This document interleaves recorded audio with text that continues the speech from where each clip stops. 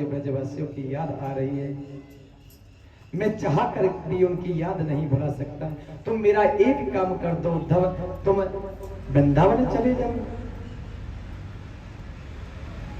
और जैसे ही वृंदावन जाने के लिए भगवान ने उद्धव जी को समझाया, एक अपना पटका लेकर के और उद्धव जी को ओढ़ा दिया। उद्धव जी वृंदावन के लिए जाने लगे। उधर वृंदावन में जिस दिन से कन्हैया मथुरा गए हैं, उस दिन से सारे ब्रजवासियों का बुरा हाल है। हमेशा रात दिन भगवान के वियोग में रोते रहते हैं। प्रातः काल होता है तो समस्त ब्रजवासी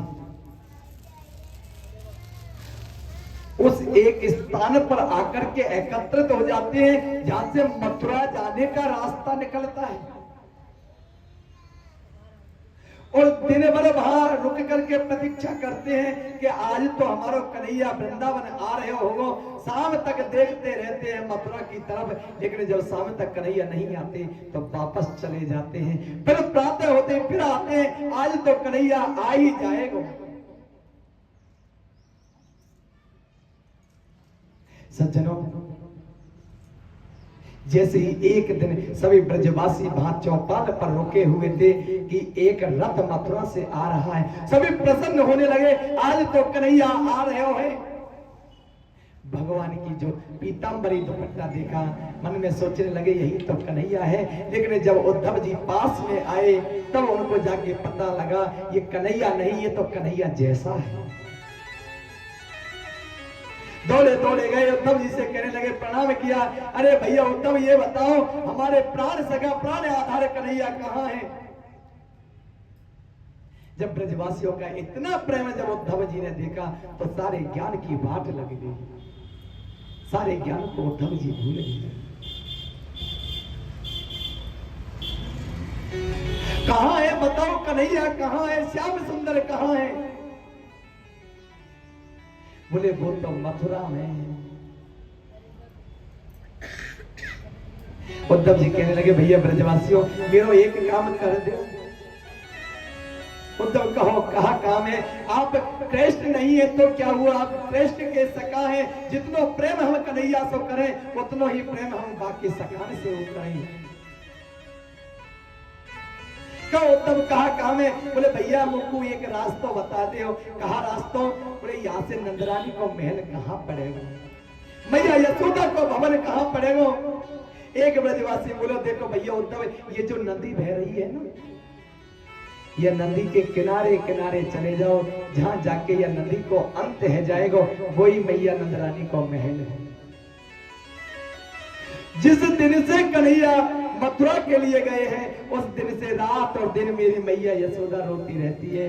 नेत्रों से इतने आंसू निकले, इतने आंसू निकले कि नदी में परिवर्तित हो गई। इतना प्रेम कोई अपनी संतान से नहीं करता होगा, कोई किसी से नहीं करता होगा जितना प्रेम मैया यशोदा अपने पुत्र कन्हैया से करती है। मैया के दोनों नेत्र रोते रोते फूट चुके हैं। उद्धव ने इतनी बात सुनी, उद्धव के नेत्र सजल हो गए। उद्धव आगे बढ़ रहे हैं और मैया यशोदा के महल में पहुंचे। मैया को जाकर के प्रणाम कियो, मैया मैं कन्हैया ने भेजो हूँ। इतनी बात मैया ने सुनी, मैया उठती गिरती उद्धव के पास में आई। अरे भारे कन्हैया, आज को भेजो तो दूसरा दूत भेज दियो, खुद कन्हैया नहीं आयो। आज मैया विविध भांति रोती है। उद्धव को कन्हैया मुझसे मिलने कब नहीं आओ, क्योंकि कन्हैया को मैंने बहुत परेशान किया। उद्धव मैंने जरा से माखन के काजे कन्हैया को ओखर से बांध दिया। एक बार कन्हैया ने माटी को ढेला मुंह में रखो, मैंने साटी लेके कन्हैया को धमकाया। गोवर्धन पूजा में कन्हैया ने मुझसे प्रसाद मांगो, मैंने मना कर दे। मैंने कन्हैया को बहुत परेशान करो, कन्हैया मुझसे मिलवो ना चाहे वो उद्धव। लेकिन उद्धव मैं तुझसे सत्य कहती हूँ कि मैं कन्हैया से बहुत प्रेम करती हूँ और मैं विधाता से प्रार्थना करती हूँ, हे तकदीर लिखने वाले एक एहसान लिख दे, तकदीर लिखने वाले एक एहसान लिख दे, मेरे कन्हैया के जीवन में मुस्कान लिख दे। ना मिले जिंदगी में कभी दर्द उसको, तू चाहे तो उसकी किस्मत में मेरी जान लिख दे। आज मेरे प्राणों को त्याग करके भी यदि कन्हैया का जीवन सुरक्षित हो तो मुझे प्राणों की परवाह नहीं है। ये मेरे प्राण निकल जाए,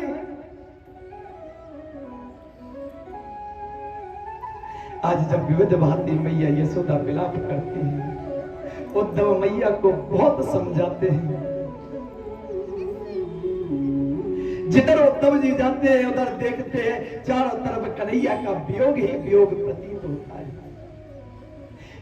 बाहर आकर के उद्धव जी ने देखा गोपियां किस प्रकार भगवान के ब्रह में विलाप कर रही हैं। हे ठाकुर जी, हे रमन श्रेष्ठ, हे दामोदर नाथ, क्या आपको हमारी याद नहीं आती? करके प्रेम में बाधे क्यों दूर जाते हो श्याम? हमारे मन को तड़पा कर क्यों मजा लेते हो श्याम? यदि प्रेम करके निभा नहीं सकते, यदि प्रेम करके निभा नहीं सकते तो फिर दिल से दिल मिलाकर क्यों सजा देते हो श्याम?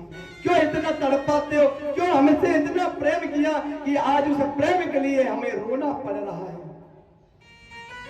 उस प्रेम की खातिर आज हमें विलाप करना पड़ रहा है। हमसे क्यों इतना प्रेम किया कन्हैया? आज सज्जनों, विविध भांति गोपी, सारे ब्रजवासी, माँ यशोदा, बाबा नंद कन्हैया को बार बार याद करके रोने लग जाते हैं। कन्हैया गोपियों को समझाते, अरे गोपियों,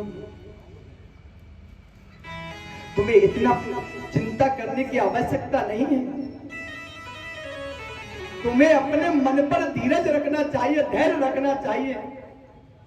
इतनी बात सुनी गोपियां कहने लगी, उद्धव तुम क्या कहते हो, मन पर धीरज रखे, लेकिन मन तो हमारे पास नहीं है। हमारा मन तो गोविंद के पास में है। कृष्ण तन कृष्ण मन कृष्ण ही हमारो धन। कृष्ण तन कृष्ण मन कृष्ण ही हमारो धन। आठो याम उदो हमेशा में ही सौ काम है। उदो तुम भय गोरे पाती लेके आए दौरे। योग कौन जाने यहाँ रोम रोम श्याम है। यह मन तो है ही नहीं, तुम मन के लिए कहते हो, यह मन नहीं है उदो। और सज्जनों, जब उदो गोपियों को समझाते समझाते और जैसी राधा रानी के पास में गई, राधा रानी भी कन्हैया के वियोग में विलाप कर रही है। ठाकुर जी, आपने हमें छोड़ करके अच्छा नहीं किया। एक बार तो राधा बन कर देखो मेरी सावरिया। राधा रो रो कहे।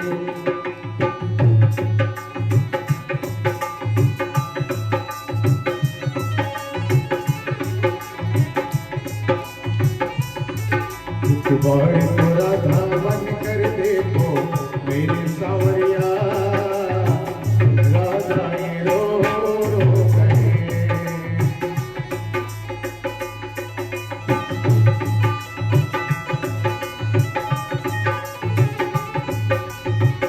तुम्हारी याद आती है, बताओ क्या करे मोहन। तुम्हारी याद आती है, बताओ क्या करे मोहन। तुम्हारी याद आती है, बताओ क्या करे मोहन। तुम्हारी याद आती है, बताओ क्या करे मोहन।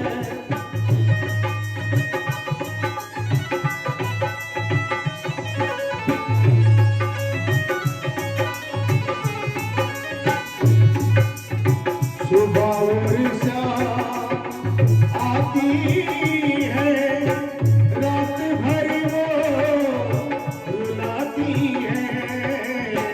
सुबह और शाम आती है, रात भर वो रुलाती है। सुबह और शाम आती है, रात भर वो रुलाती है। सुबह और शाम आती है, रात भर वो रुलाती है। चैन हमको नहीं आता, चैन हमको नहीं आता।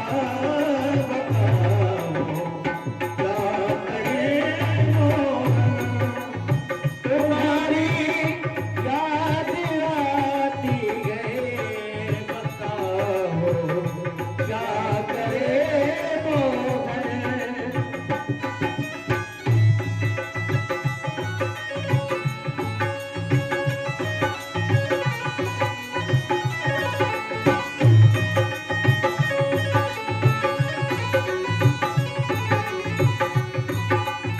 चलो जब वो न चलने दे, रुको जब वो न रुकने दे।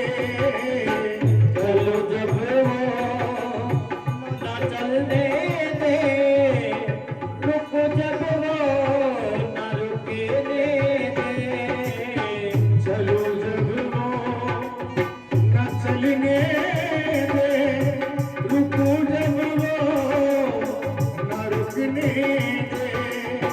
मिलो रोसे न मिलने दे, मिलो रोसे न मिलने दे। बताओ क्या करे मोहन।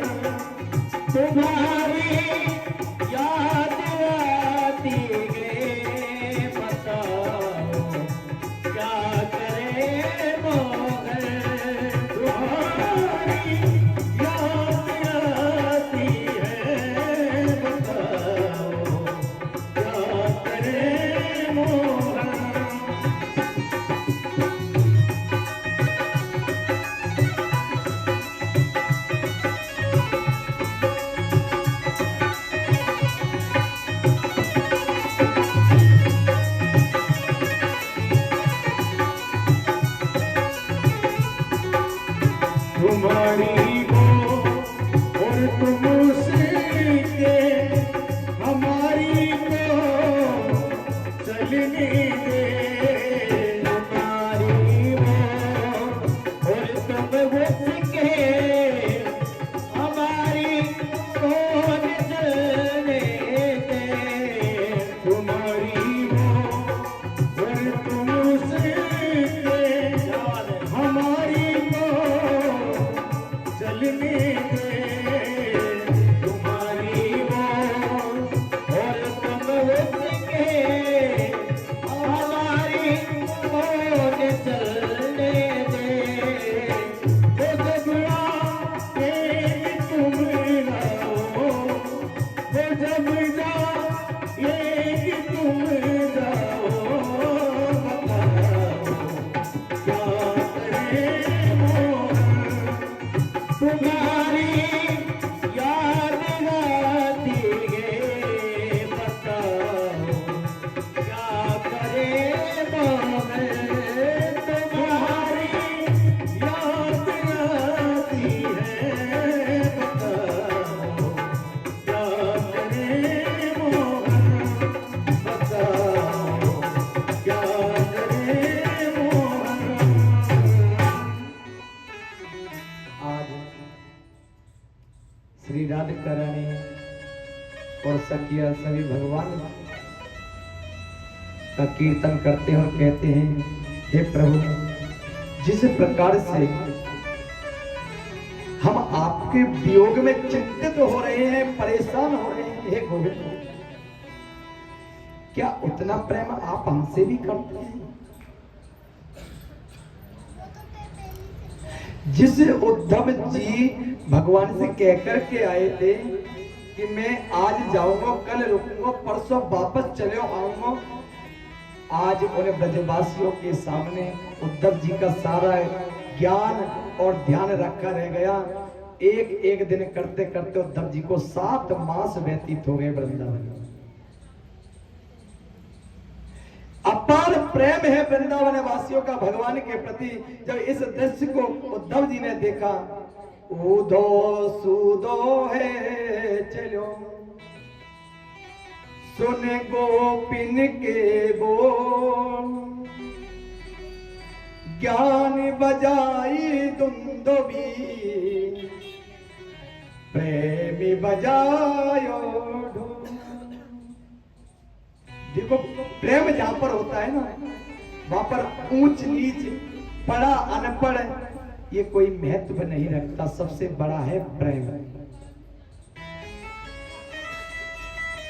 प्रेम में जात पात ऊंच नीच का कोई भेदभाव नहीं देखा जाता है। प्रेम किसी से भी हो सकता है। इसलिए हमारे जीवन में एक लक्ष्य होना चाहिए कि हमारा प्रेम निष्ठा पूर्वक भगवान गोविंद को समर्पित हो। बोले भक्त वत्सल भगवान की। आज 7 महीने के बाद में उद्धव जी ने वृंदावन वासियों से विदा ली और मथुरा में आ गए। और मथुरा में आकर के कन्हैया ने जैसे उद्धव को देखा, कहने लगे, कन्हैया, अरे उद्धव, कहो वृंदावन वासियों का क्या हाल है? वो मेरे वियोग में ठीक से तो रहते होंगे, वो अच्छे से तो रहते होंगे। उद्धव जी को गुस्सा आ रहा है। उद्धव जी कहने लगे, अरे कन्हैया, तू इतना निष्ठुर है क्या? तुझे पता नहीं वो वृंदावन वासी तेरे वियोग में कितने तड़पते हैं। मैया यशोदा के नेत्र फूट गए। राधा रानी हमेशा तुम्हें याद करती रहती है। उद्धव बड़ा भैया है, इसलिए कन्हैया को डांटने लगे उद्धव जी। जब उद्धव जी कन्हैया को डांट रहे थे तो कन्हैया ने कहा, दादा उद्धव, ऐसा नहीं है कि मैं वृंदावन वासी से दूर हूँ। वृंदावन वासी तो मेरे घट घट में विराजमान रहे, मेरे हृदय में विराजमान रहे। मैं वृंदावन वासी से कभी दूर ना रहे। ये तो भगवान ने उद्धव के अभिमान को तोड़ा है, जिसको अपने शास्त्रीय अभिमान था, ज्ञान पर अभिमान था। तो ठाकुर जी बताना चाहते हैं कि आपका पढ़ा लिखा शास्त्र का जो अभिमान है, जो ज्ञान है, वो किसी काम का नहीं जब तक प्रेम ना हो। इसलिए जीवन में प्रेम का बहुत महत्व है। आज अति सूक्ष्म रूप से उद्धव जी को वही मथुरा के अंदर भगवान कन्हैया ने सभी वृंदावन वासियों का दर्शन कराया और उद्धव जी का अभिमान दूर हुआ। और जब कंस का उद्धार भगवान ने कर दिया तो कंस की दो पत्नी है, अस्ति और प्राप्ति।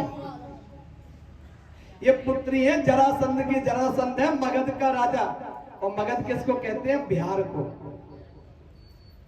तो अस्ति प्राप्ति दोनों रोती रोती अपने पिता जरासंध के पास में गई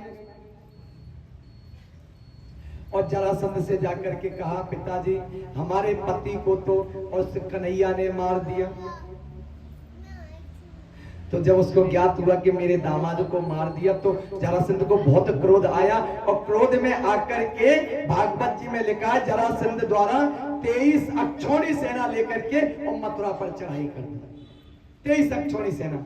अब एक अक्षौणी सेना का मैं आपको प्रमाण देता हूं।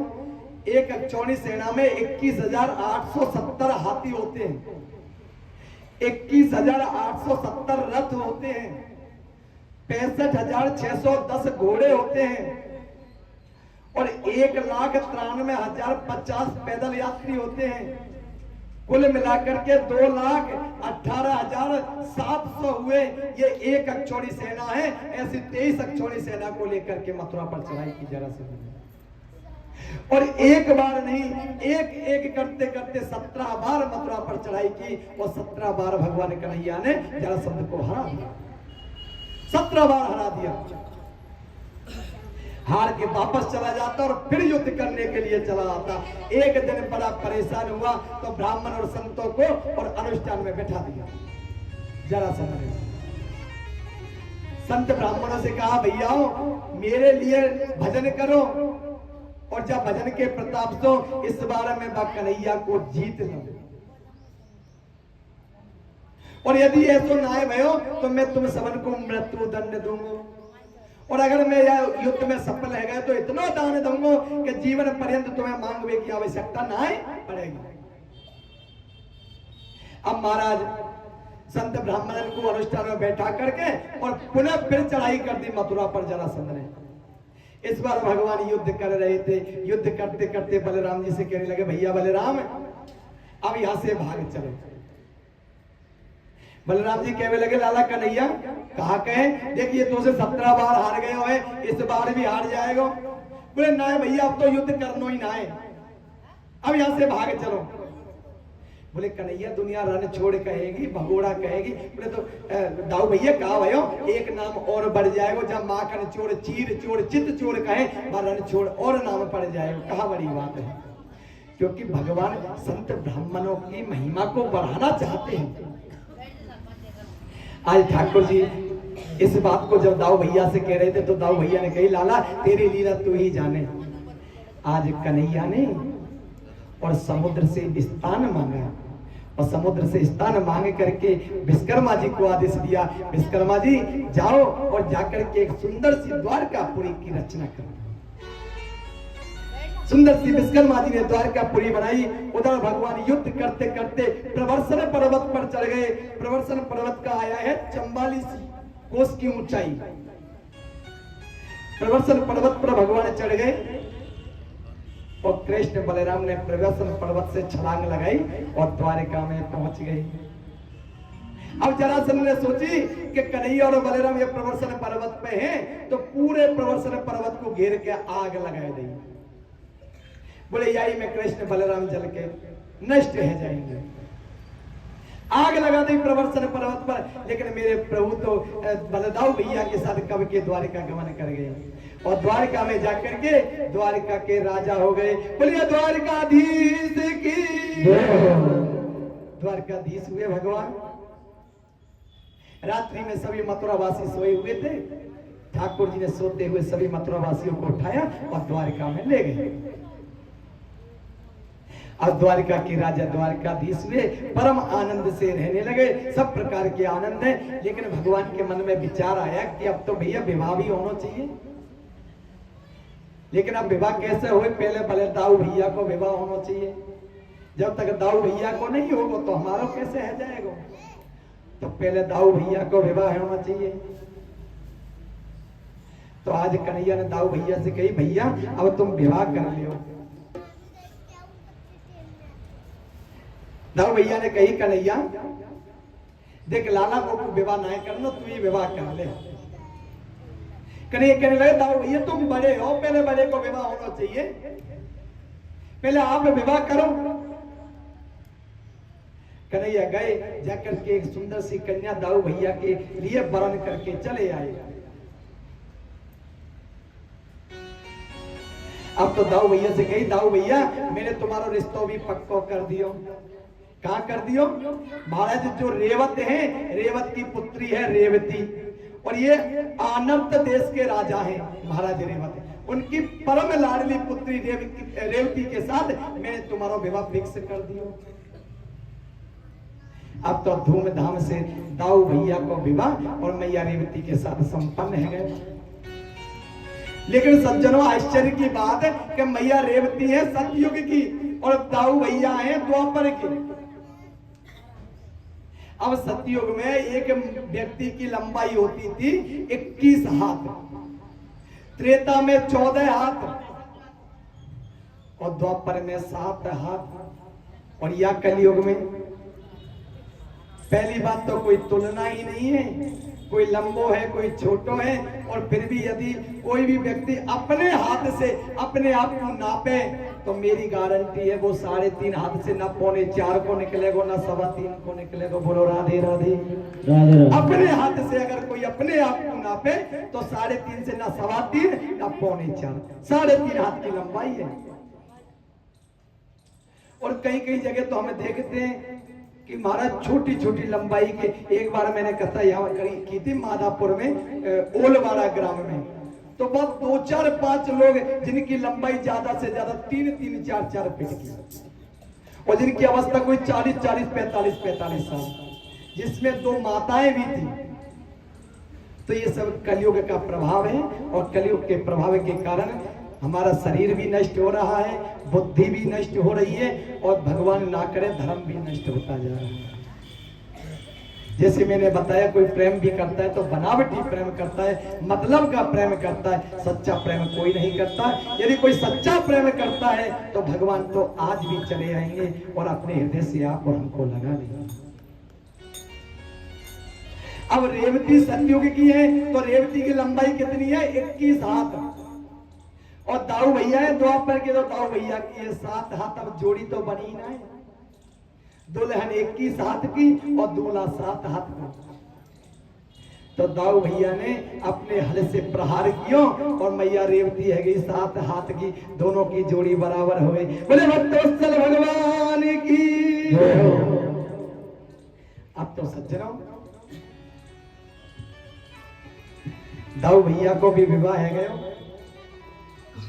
इधर एक दिन की बात है, एक राजा है कुंदनपुर के, राजा सीध भीष्म को नामा, विदर्भाधिपति महा, तस्य पंचाभवन पुत्रा,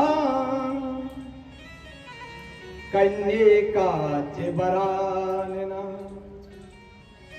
राजा सीध भीष्म को नामा, एक राजा है भीष्म के नाम के, जिनकी राजधानी है कुंदनपुर, और उनके 4 पुत्र हैं और एक पुत्री है। पुत्र कौन है? रुक्मी, रुक्मबाहु, रुक्मकेशी और रुक्मज। और परम लाडली भगवती जगदम्बा स्वरूपा एक पुत्री है जिसका नाम है रुक्मणी मैया। रुक्मणी मैया जैसी युवा हुई। एक दिन महाराज भीष्म अपने पुत्रों के साथ में बैठे थे तो सभी पुत्रों से कह रहे थे बेटा अब तुम्हारी बहन युवा हो रही है तो बहन को विवाह करना चाहिए, क्योंकि मैंने आपको बताया कि पुत्र को रखने के, लाड़ दुलार करने के, संस्कार देने के और उसकी सम्मति लेने के सभी स्थान बराबर स्वरूप हैं। लाल ये पंच वर्षानी 10 वर्षानी ताड़ ये प्राप्ते तू 16 वर्षे पुत्र मित्र बदा चले। अगर पुत्र कंधे की बराबर हो जाए ना तो उसको पुत्र मत मानो, उसको मित्र मान करके घर में कोई कार्य होता है तो उसकी सलाह लो, घर में कोई कार्य है तो उसका परिश्रम लो। अगर उसकी सलाह नहीं लोगे तो कार्य बिगड़ने में समय नहीं लगेगा। आज सभी पुत्रों को बैठा करके और जब ये प्रस्ताव रखा महाराज भीष्मक जी ने, बोले पुत्री का विवाह करना चाहिए। और देखो भैया मैं तो एक बात कहूं कि मैंने देखो है कि रुक्मिणी को आसक्त सबसे ज्यादा है द्वारकाधीश कन्हैया के प्रति, तो मैं चाहूं कि कन्हैया के साथ रुक्मिणी को विवाह कर देना चाहिए। इतने में भीष्मक जी को बड़ो वालो बेटा जो रुक्मिणी बिगड़ गया, बोले उस भगोड़े से उस रणछोड़ से मैं तो मेरी बहन का विवाह कदापि ना करूं। भीष्मक जी ने कहा भैया तू अगर विवाह करना ना चाहे तो काऊ को गाली काहे को, बोले ठीक है मत कर, तेरी बहन तेरी मर्जी, कोई बात नहीं। अब तो महाराज प्रातः काल हुआ तो प्रातः काल रुक्मी चल पड़ा रिश्ता खोजने के लिए बहन के लिए, और खोजता खोजता शिशुपाल के यहाँ पर पहुंच गए। और कुछ देर के बाद में तो घर वापस आ गया, पिताजी से कहने लगा पिताजी बहन का रिश्ता फिक्स करके आया हूं, परसों बारात आ रही है। भीष्मक जी कहवे लगे रिश्तों हैवे की देर ना है भाई, बारात चली आ रही है। कहां करके आयो है? बोले शिशुपाल के साथ में रुक्मिणी को विवाह पक्को। बोले ठीक है भैया तूने जो किया वो सब उचित है। लेकिन इस बात का पता भगवती रुक्मिणी मैया को जब पता चला कि भैया मेरा संबंध शिशुपाल के साथ में करके आया है तो मैया को ठीक नहीं लगा, क्योंकि मन ही मन मैया रुक्मिणी तो द्वारकाधीश का पति रूप में वर्ण कर चुकी है। आज भगवती रुक्मिणी मैया ने और एक पत्र लिखा और पत्र लिख करके एक ब्राह्मण को दिया और करवा निवेदन करके कहा कि इस पत्र को ले जा करके और द्वारकाधीश के लिए पहुंचा। वो ब्राह्मण देवता पत्र को लेकर के चल दिए और जाकर के और कन्हैया के लिए दे दिया।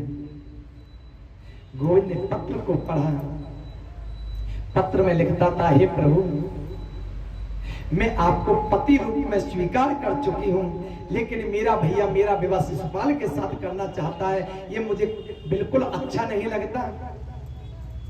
तो हे प्रभु आप कृपा करो और कृपा करके महाराज आप पधारो। और हमारे यहाँ कोई एक नियम है। क्या नियम है? बोले हमारे यहाँ पर जब किसी कन्या को विवाह हुआ करे तो वो कन्या सर्वप्रथम गौरी माता को पूजन किया करे।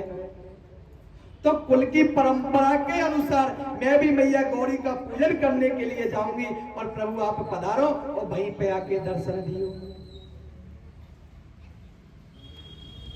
अब तो सज्जनों जब इतनी बात कन्हैया ने सुनी तो पंडित जी से कह दिया, बोले चिंता मत करो, आप जाकर के रुक्मिणी जी से कह दो वो निश्चित हो जाएं। आश्चर्य की बात एक और है कि आज से पहले ना तो भगवती रुक्मिणी जी ने कन्हैया को देखा है और न कन्हैया ने भगवती रुक्मिणी मैया को देखा है। केवल मन से प्रेम है, किसी ने किसी को देखा नहीं है, मन का प्रेम है। उधर सज्जनों शिशुपाल तो बारात लेकर के आ गया और बारात को ला करके रुक्मिणी ने एक जनवासे में ठहरा दिया।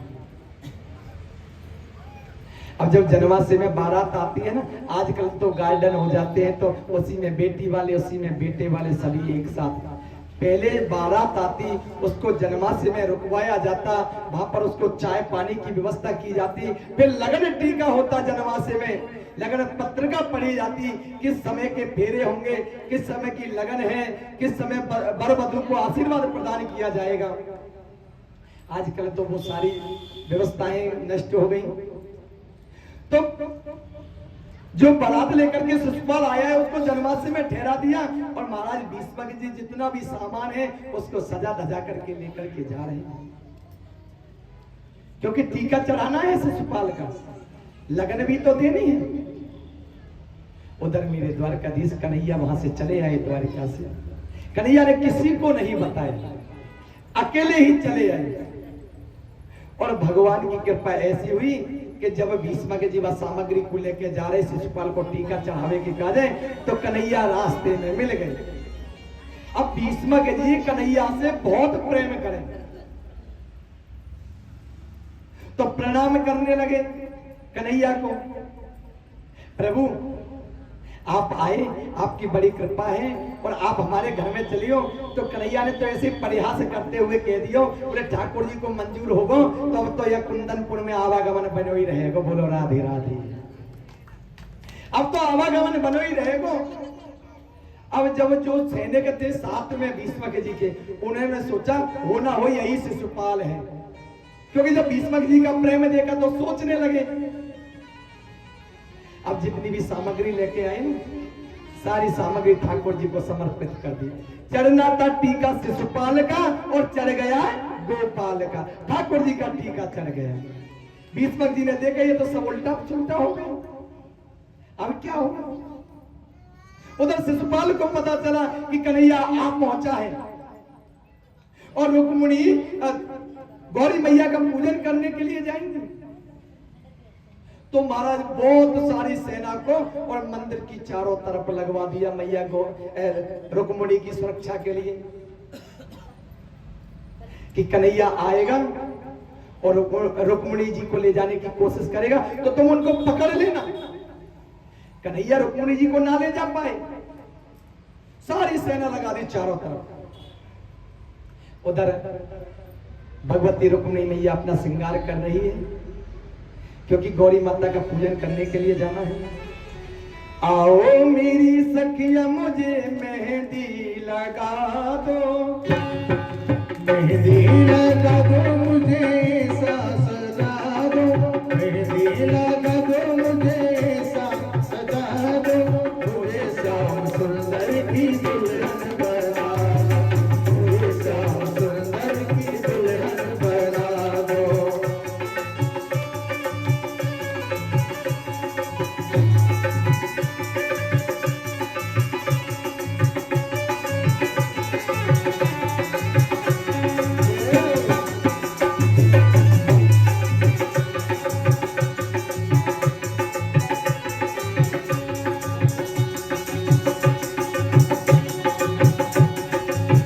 सत्संग में मेरी बात चलाई, सत्संग में मेरी बात चलाई, सतगुरु ने मेरी कीर्ति सगाई,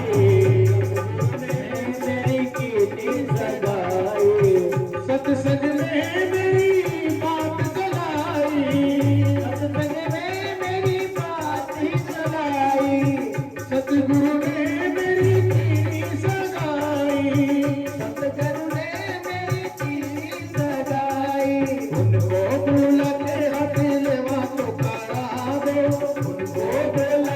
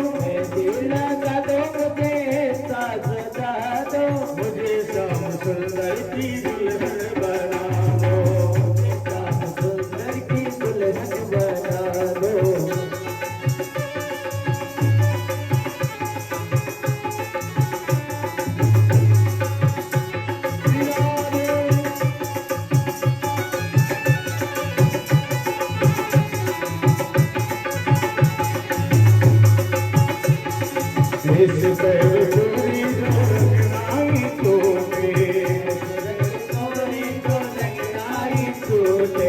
इस ओग चुनरी जो